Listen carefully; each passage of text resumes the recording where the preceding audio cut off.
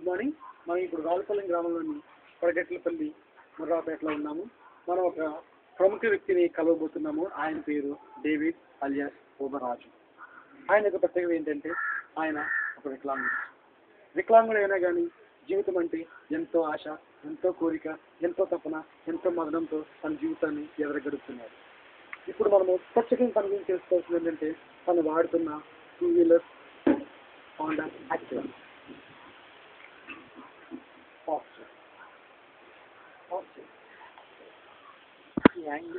ఇప్పుడు మనం ప్రత్యేకించి ఆ బండి గురించి మరికొన్ని వివరాలు తెలుసుకుందాం బ్రేక్ తర్వాత. ఇప్పుడు మనం చూస్తున్న బండి నెంబర్ AP10AL2686. ఇది డేవిడ్ అలియాస్ రాజు బండి నెంబర్. చాలా ఫ్యాన్సీగా ఉంది కదా. మీరు మరోసారి చూస్తున్న అదే నెంబరు బండి యొక్క ఫ్రంట్ పార్ట్. దేవుడి యొక్క భక్తో లేక ప్రేమో మరి తనకు వచ్చిన లక్కో యేసు మీతో చెప్పున్నది చేయుడి అని రాసుకున్నాడు. ఈ బండి హోండా కంపెనీది యాక్టివా మోడల్, బ్లాక్ కలర్ ఉంటుంది. మొత్తం దీనికి ఆల్టర్నేషన్కి దాదాపుగా 11,500 రూపాయలు ఖర్చు చేశారు.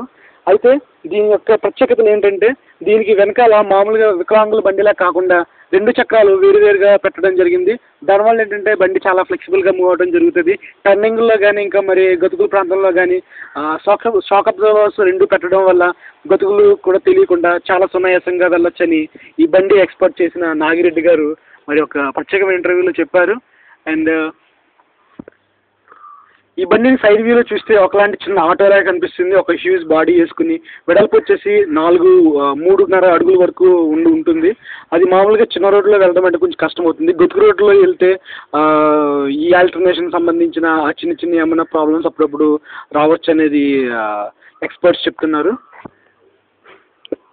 ఈ హోండా యాక్టివా 100cc వెహికల్తో నడుస్తుంది. 2 సిలిండర్లు ఉంటాయి. అయితే దీనికి క్విక్ స్టార్టర్ ఒకటి ప్రొవైడ్ చేశారు. ఎందుకంటే వికలాంగులు ప్రత్యేకంగా కావాల్సింది ఏంటంటే అస్తమానం కిక్ కొట్టుకోలేరు కాబట్టి, దాన్ని స్టార్ట్ చేయలేరు కాబట్టి క్విక్ స్టార్టర్ అనేది ఉంటుంది. ఇక్కడ జస్ట్ ఇగ్నిషన్ ఆన్ చేసుకుని మనం ఇది బటన్ నొక్కి బ్రేక్ నొక్కితే సరిపోతుంది. ఇంజిన్ ఆన్ అయిపోతుంది ఆటోమేటిక్గా అలాగా. అండ్ ఇక్కడ లెఫ్ట్ సైడ్ హార్న్ బటన్ కూడా ఇచ్చారు. అది నొక్కితే హార్న్ వస్తుంది. అండ్ ఈ సైడ్ లైట్స్ కూడా ఇచ్చారు.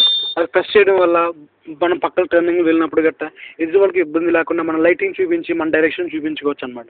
అయితే ఇక్కడ మనకి స్పీడోమీటర్ కూడా ఇచ్చారు. దీనికి దాదాపు 120 కిలోమీటర్ వరకు వెళ్ళొచ్చు. అండ్ డేవిడ్ గారు ప్రస్తుతానికి 17,694 కిలోమీటర్లు తిరిగినట్టు ఇక్కడ రీడింగ్ చెప్తున్నది. అయితే ఈ పక్కనే వచ్చేసి మనకి పెట్రోల్ ఎంత ఉంటుంది అనేది కూడా చూపిస్తారు. అయితే డేవిడ్ గారు చాలా ఎకానమీగా పొదుపుగా పెట్రోల్ వాడతానని తెలుస్తుంది ఇక్కడ. మనం ఇప్పుడు చూస్తున్నది బండికి కిక్ లివర్ అంటారు దీన్ని. అయితే దీనివల్ల ఏంటంటే ఎప్పుడైనా మన బ్యాటరీ ఫెయిల్ అవడం, వర్షంలో బాగా తడిచిపోవడం వలన మనం ఎప్పుడైనా చేతితో పాటు కూడా బండిని స్టార్ట్ చేయటకు వీలుగా పెట్టారు.